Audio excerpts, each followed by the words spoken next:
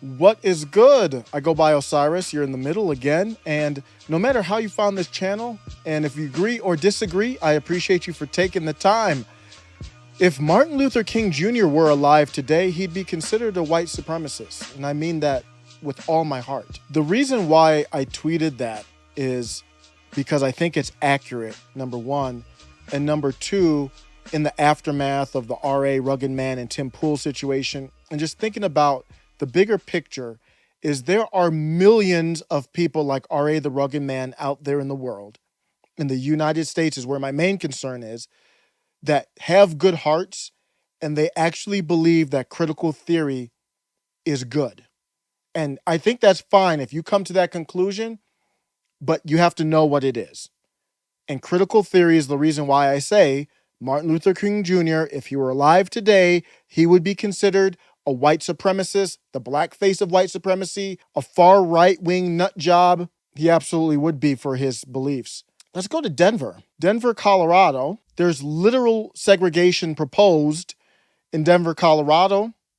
This sign did not come out of Jim Crow. This came out of Denver, Colorado in December of 2021.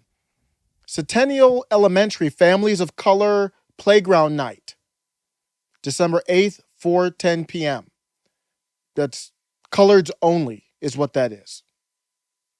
That's critical theory. We have to first agree with that and understand.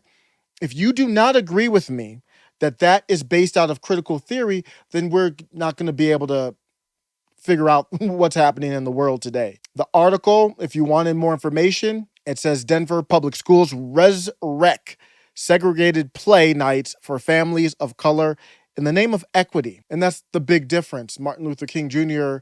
and others fought for equality, and that has been changed to the term equity. They aren't the same thing. Martin Luther King Jr. was in opposition to critical theory. If you make the statement that you want someone to be judged by the content of their character, that goes against critical theory. Critical theory says that's nice that you're saying that, but it's not good enough. Don't remember, it's in that book, the critical theory book, not my idea. I did a full video on that breakdown of that book. Our family is kind of everyone. We don't really see color. Deep down, we all know color matters. On this page, it says our family is kind to everyone. We don't see color, which is something that you might hear in many households across America. It was actually one of the driving points of the civil rights movement. And this is why it's critical race theory in practice.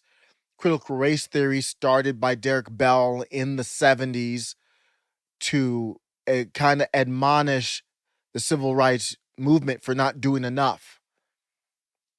And that's it right there. That's the exact same principle, exact same theory in print. And this book that has a child drawing a gun held by a police officer. This is not like some superhero thing or a make-believe or a water gun.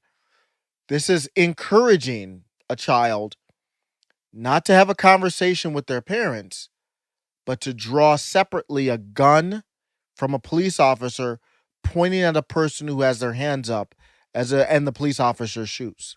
We're not even in, we just started the book.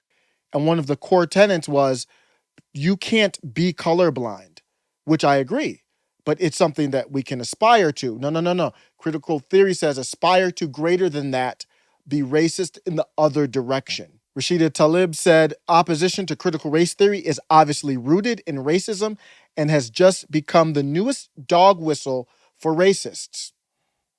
Oprah Daly, being colorblind doesn't make you not racist. In fact, it can mean the opposite.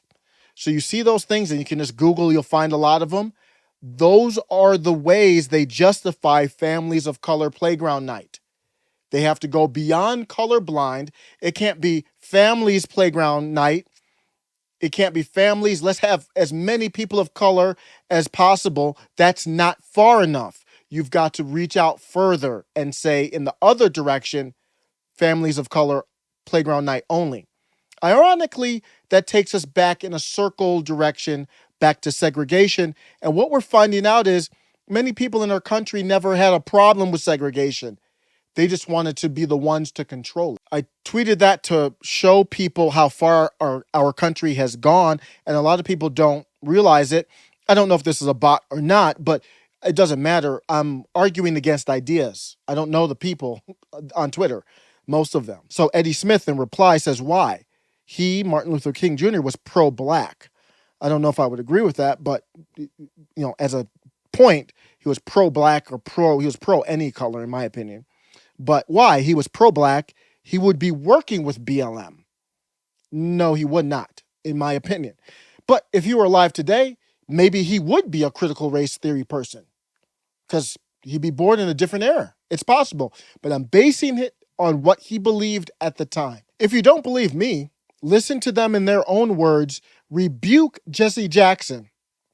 And I'm not a fan of Jesse Jackson, but in this case, talking against looting and speaking out and saying nothing justifies this morally, any logical person would agree.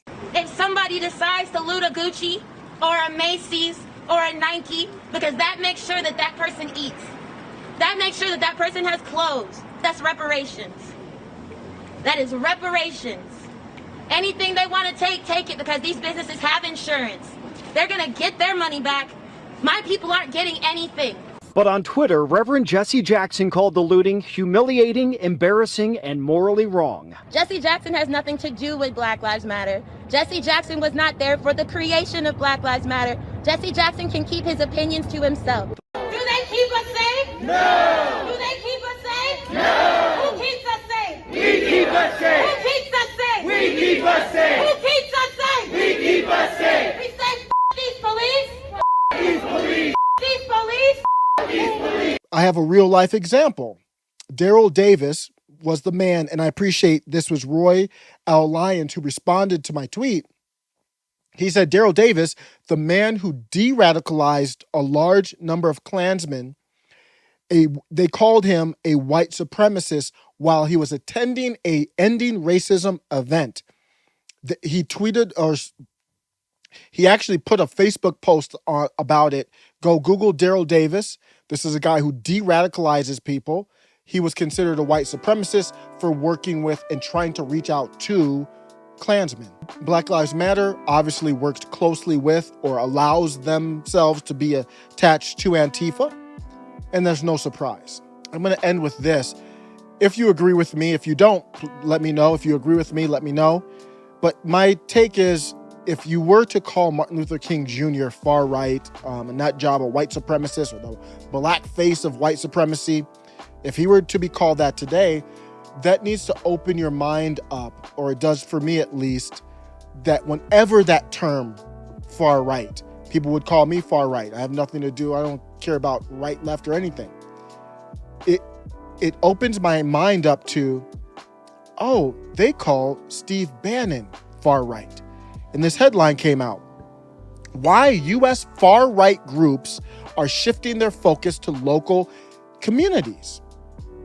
The same reason why the DOJ got so animated against parents is because they understand that our country is ran at the local level on up. And Steve Bannon, if you listen to his podcast, The War Room, he starts with the local politics. He doesn't talk about race and identity and gender and all this stuff. He talks about having impact, running for your school board committees and all those local things that creates a movement from the ground on up. And they're scared about that. So they label him a far-right group. It sounds scary, doesn't it? But when you think about it, it means nothing anymore. Let me know what you think. Take care.